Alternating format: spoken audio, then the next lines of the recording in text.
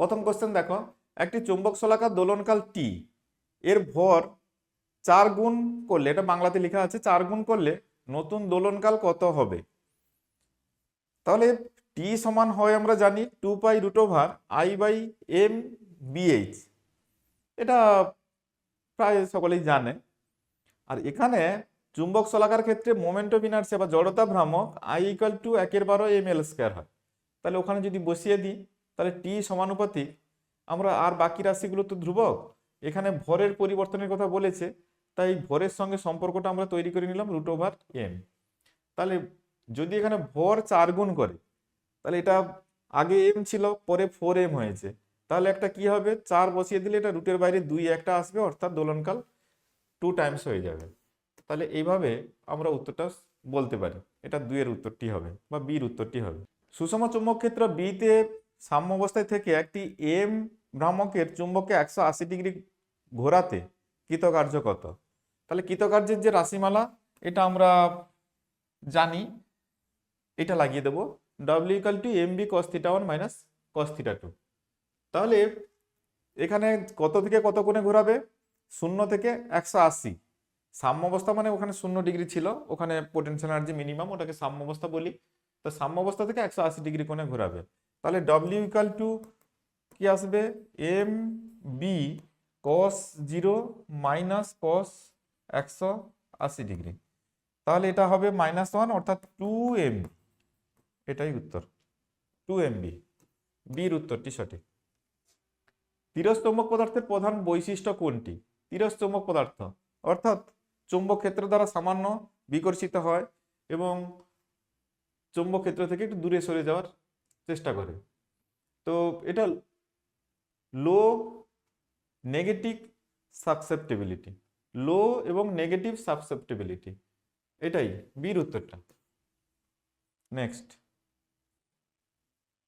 দুটি চুম্বকের সমমেরু একসাথে থাকলে মিনিটে 12টি এবং বিপরীত মেরু থাকলে এটা হচ্ছে মিনিটে 4টি দোলন দেয়। তাহলে চুম্বক ভ্রামকের অনুপাত কত?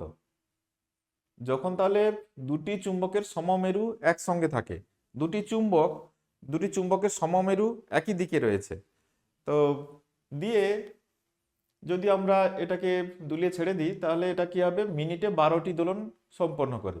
আর বিপরীত মেরু থাকলে মিনিটে 4টি দোলন সম্পন্ন করে।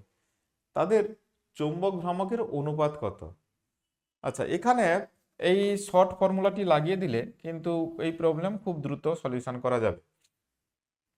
চুম্বক ভ্রামকের অনুপাত, তাহলে চুম্বক ভ্রামক এটা m1 প্রথম ক্ষেত্রে, দ্বিতীয় ক্ষেত্রে যদি m2 হয়, তাহলে এখানে দোলনকালের এখানে বা কম্পাঙ্ক, যেটা 1 সেকেন্ডে যতগুলো দোলন কম্পন করছে সেটাকে তার কম্পাঙ্ক বলা হয়। তাহলে এটা কম্পাঙ্কের স্কোয়ার, যখন সেম পোলগুলো সেম ডিরেকশানে আছে সেটা স্কোয়ার, প্লাস এটা যখন ডিফারেন্স, অর্থাৎ এই যে দোলনকালটা যেটা দেখতে পাচ্ছি যখন অপোজিট পোলগুলো একই সঙ্গে রাখা আছে, তখন এটার দোলনকাল যেটা আছে তার স্কোয়ার ডিভাইডেড বাই এদের ডিফারেন্স। তাহলে উপরে আছে স্কোয়ারের অ্যাড আর এটা আছে স্কোয়ারের ডিফারেন্স। এটা লাগিয়ে দিলে কিন্তু ফর্মুলাগুলো এইটা খুব প্রবলেমটা দ্রুত হবে, না হলে অনেক বড় ক্যালকুলেশন করে আমাদের সলিউশন বের করতে হবে। আর এখানে এনএস ওদের যেটা সাম ছিল এটা 12 দেওয়া আছে, এটা 12 মিনিটে। আর এটা এনডি যেটা যখন তারা অপোজিট পোলগুলো একসঙ্গে আছে তখন কত দেওয়া আছে, এটা 4 দেওয়া আছে, তাহলে ওটা 3:1 রেশিওতে আছে। তাহলে এদের ম্যাগনেটিক মোমেন্টের যে রেশিও m1/m2 ইকুয়াল টু, ওটা হচ্ছে কত হবে, 3² plus 1² by 3² minus 1², that is 9 + 1 by 9 - 1, মানে 10/8, দ্যাট ইজ 5/4। এটা 10/8 অথবা 5/4। এরকম গুরুত্বপূর্ণ এমসিকিউর আলোচনা চ্যাপ্টার ওয়াইজ, এগুলো যদি মিস করতে না চাও অবশ্যই চ্যানেলটিকে সাবস্ক্রাইব করে চ্যানেলের সঙ্গে যুক্ত থাকবে। Thank you.